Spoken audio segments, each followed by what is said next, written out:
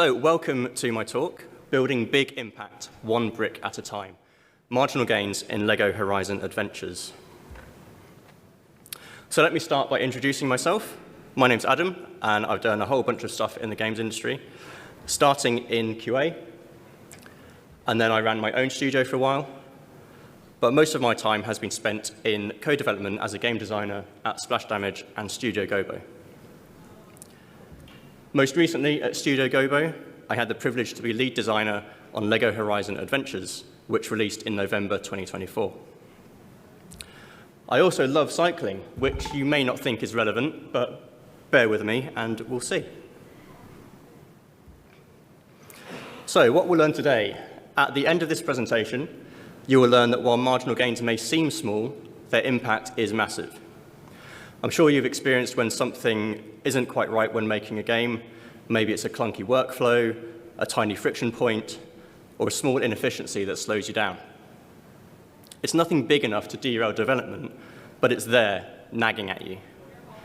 But what if I told you that fixing those tiny toe stubbers, one by one, could be the key to building something exceptional?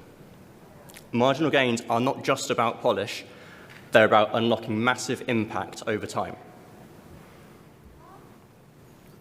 So within this presentation, I will provide a bit of context and background. We'll look at what marginal gains actually are with some examples. We'll see the results of applying those marginal gains. And we'll take a closer look at some examples from the development of LEGO Horizon Adventures. Finally, we'll look at how the learnings from marginal gains can impact your work going forward and ultimately make your next game even better. But let's start with a bit of background. A brief history of British cycling, 1908 to 2003. Now, you may be thinking that I've got you all here to bang on about cycling. That is only the half-truth. Bear with me, because this is all relevant, and it's how I came to learn about marginal gains.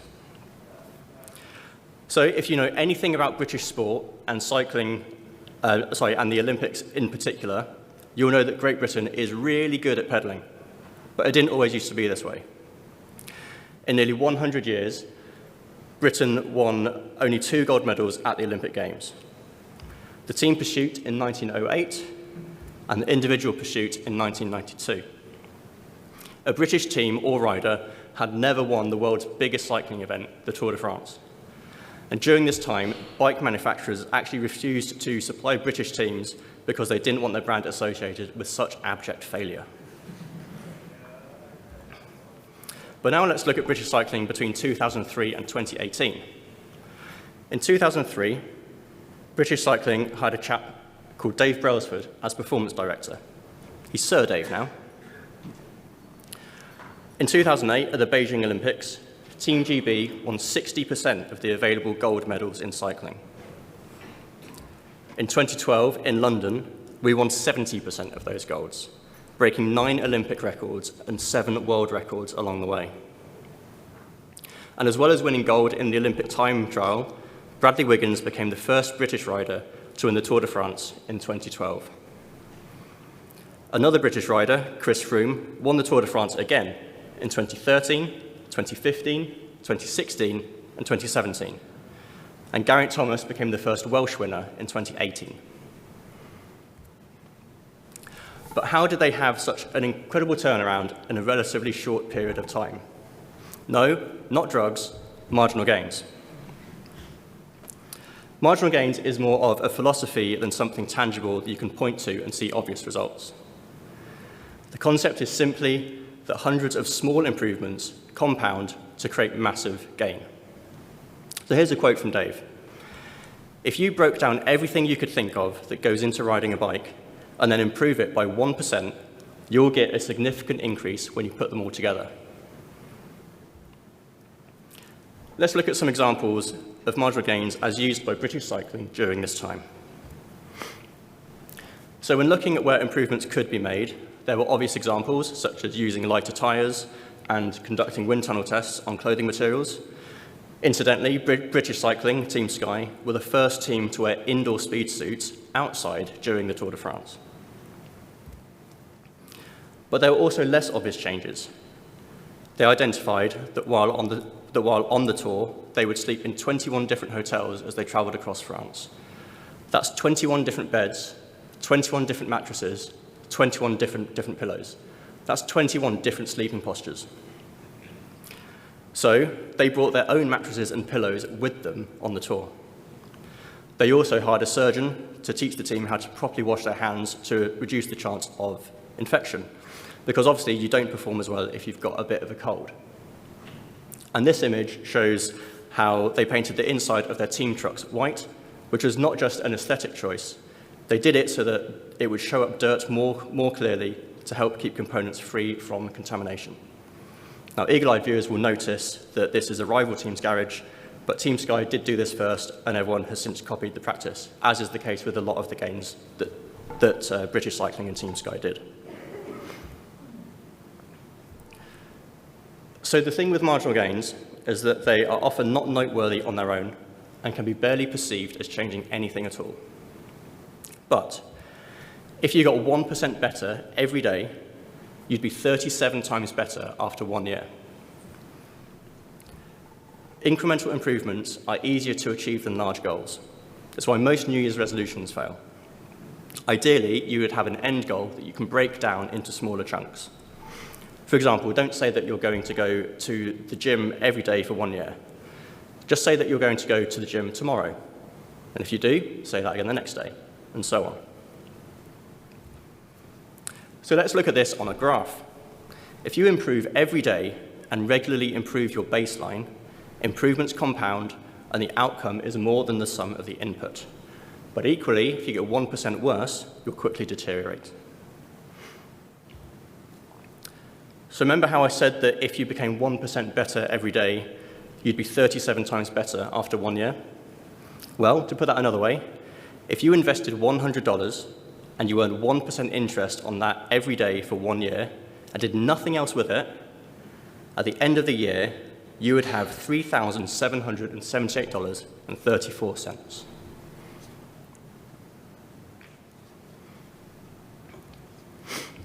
So that's all great, but this is GDC, and I don't think anyone in this room is planning on running a professional cycling team anytime soon. What can we do in game dev? So as a quick disclaimer, this is a supporting mindset and does not replace your normal tasks, sprints, goals, etc. Instead, marginal gains will operate in the background. It is not intended for you to block out time in the week to think of marginal gains. Rather, you will encounter areas or identify areas as you work. You can, of course, block out your own time if you wish and you find that useful, but it's not a requirement. So, identifying marginal gains. Firstly, you, need to identify where improvements can be made. You are the person closest to your features, so you are the person that is best placed to find improvements, especially on a process level. What are some of the less obvious areas that can be marginally improved?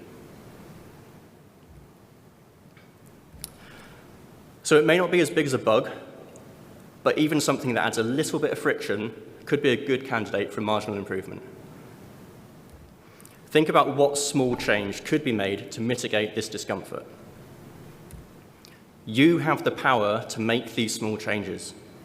At the very least, you can and should make sure that the relevant people hear your concern. Be proactive. Don't wait on assuming that someone else will highlight this friction point. And even if it's been improved once, ask yourself, can it be improved again? The answer is probably yes. So now let's take a closer look at some of the things that we did on LEGO Horizon Adventures. We'll start by looking at process improvements. So we had Switch consoles placed to where people were actually working, so that it was really easy for them to pick up a console and test their changes on device without needing to go to a designated playtest area. This also meant that anyone was free to jump in and play the game on the target platform. Lead playtests. So often feedback was siloed to each individual department. For example, audio would give audio feedback, level design would give level design feedback. But our Leeds playtests became a forum for raising opportunities for marginal gains. By having every department represented in these, collaborative improvements were regularly raised. Feedback trackers. So minor feedback was easily forgotten if it wasn't added as a bug, but so many of these things just didn't feel bug-worthy. So we created pages on Confluence for each biome, where people could submit suggestions for minor improvements and toe stubbers. We triaged these weekly, and it became another forum to find and identify these marginal gains. Boss pods. So small teams are nothing new, but our boss team benefited from only being 3 people and having quick and regular catch-up meetings. In contrast with our other machines, which had bigger teams, the iteration speed on bosses was noticeably faster.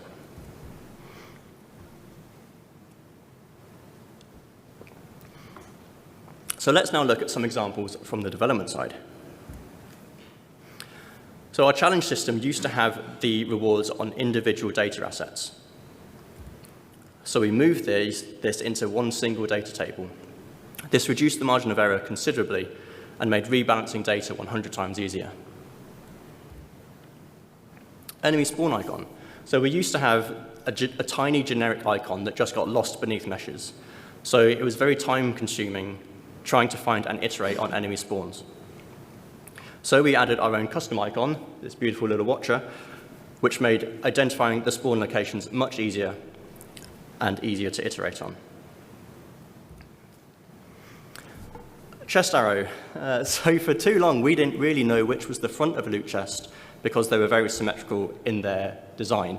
I still kind of think that those clasps look like hinges. So we added an arrow to show which side was the front. This meant that they could be placed in confidence, and we stopped getting bug reports saying that chests were facing the wrong way.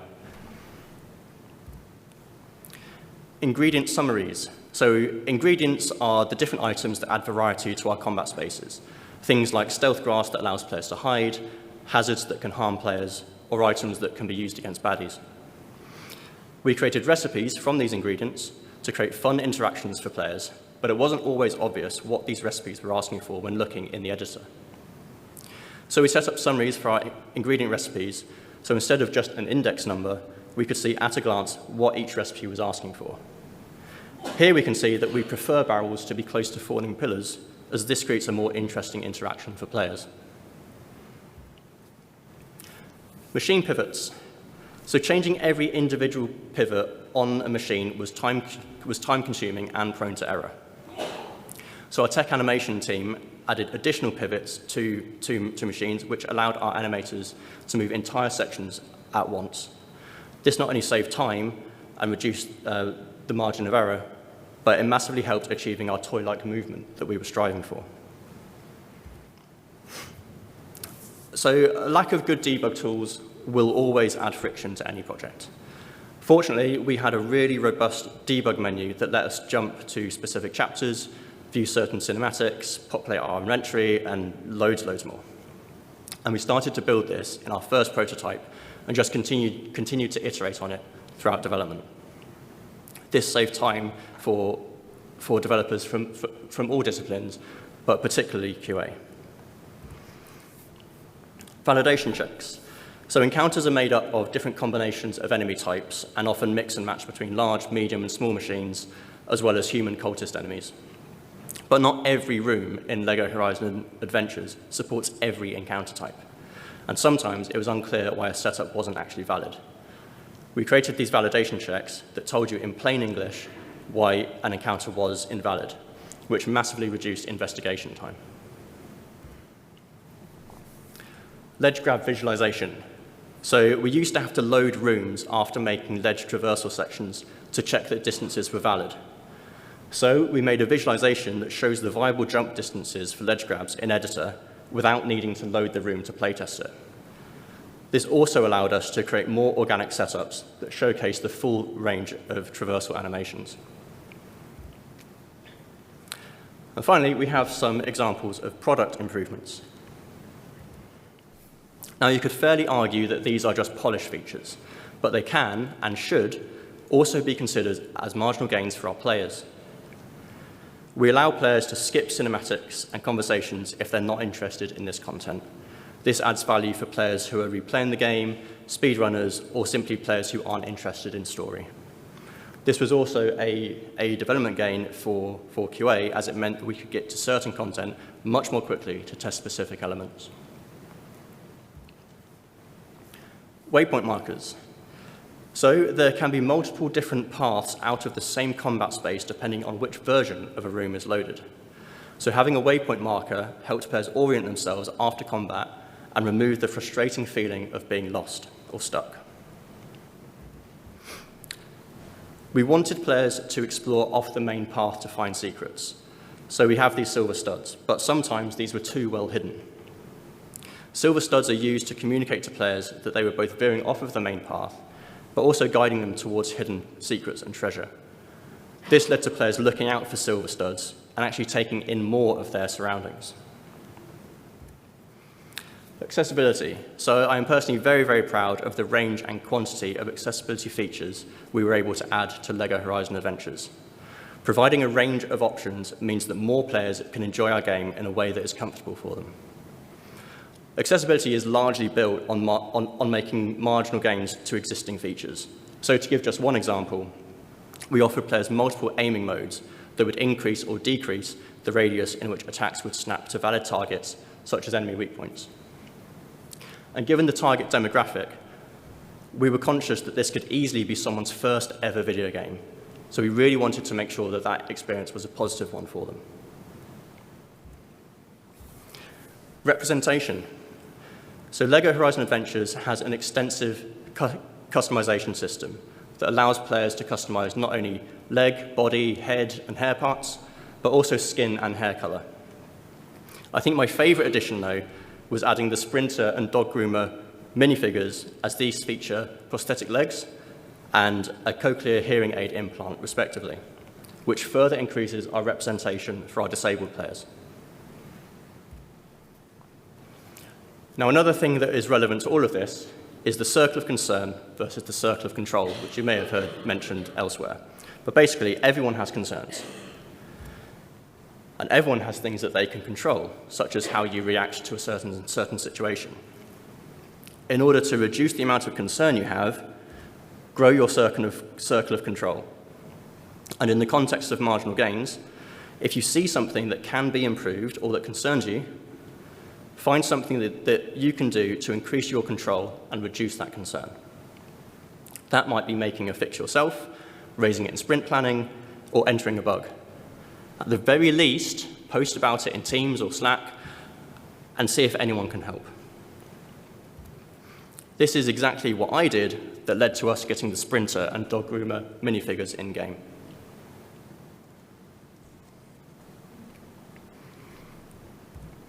So let's bust some myths. Realistically, there is a finite number of times that something can be improved. That's okay. Don't stress about trying to find marginal gains in everything all the time. As development continues and the game becomes more feature complete, perceived impact can decrease as features become more polished. Remember that any change, no matter how small, contributes to the overall quality of the game. Marginal gains are hard to measure. It can be difficult to know if a change really has made any difference at all. But please, trust the process. Some ideas will be beyond the scope of what you have available to you. It's okay. It's still worth communicating this, as it may benefit future projects, or in the previous case, I might have just overestimated how long something could take. So be aware of any potential impact your change may have to another person or discipline. If your change isn't isolated to your area, make sure that you communicate with anyone else that may be affected before making that change. Some days you won't make improvements. It's fine. Remember, this is a supporting principle, so it isn't the be-all and end-all if some days are missed. So how did we manage to build marginal gains into a development mantra at Studio Gobo? Well, the first thing I did was to introduce the topic. which I did by presenting a very early version of this talk to my team on a previous project. I then shared that recording of the presentation to the full studio for anyone else who was interested in watching. It is really important that your team knows that you trust them and will empower them to make these improvements themselves. One way we do this is to call out and celebrate when we see a marginal gain in action, so that the team sees that we are excited to see those changes. And this isn't a one-and-done approach. You will need to continue to repeat the message and I continue to iterate and update this presentation for the benefit of new staff and partners. And over time, more people will champion these marginal gains, and you'll naturally build a group of evangelists and cheerleaders to the point that it becomes an almost everyday occurrence to see your team discussing and celebrating the minor improvements they're making. But ultimately, there can be no single source that finds all the marginal gains in a project. And this can only reach its full potential if gains are being found and actioned by a broad range of people across all disciplines and levels. So let's wrap up and take a look at some key takeaways. You are the person that is best placed to find these improvements. Think inside and outside of the box. While often not being notable or noticeable, small improvements increase our baseline and compound over time to create massive gain. This approach really benefits from having commitment from everyone, or at least as many people as possible. Now, the nature of marginal gains is that they are small and hard to quantify, but we can already see examples from other walks of life that this approach works. If British cycling can go from being a laughingstock for 100 years to being the dominant force in Olympic cycling within 5, think what you can achieve on your next game. So if you enjoyed this talk, we have much more LEGO Horizon Adventures content at GDC this year. Most of these have already happened, but for those of you in the room with me now, we've got Stick to It, creating a UI identity for LEGO Horizon Adventures with Chris tomorrow at 11:30, so check that out. And if you're watching this online, hello! All of our talks can be found on the Vault, so check those out too. I believe we have some time for questions, so head to the mics and I'll answer them. You can also reach out and grab me on LinkedIn as well if time runs out. Thank you.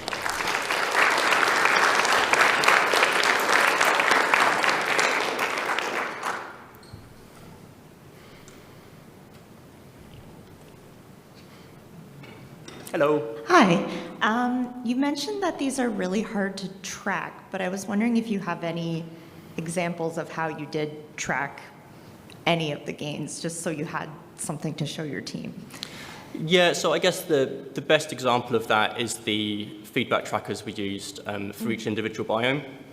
And while these marginal gains kind of, they work on a kind of case-by-case basis, right? So if you're improving like something on a process level, some of them are really easy to see. It's like, oh, like cook times went from 20 minutes to 18 minutes because we made this little change.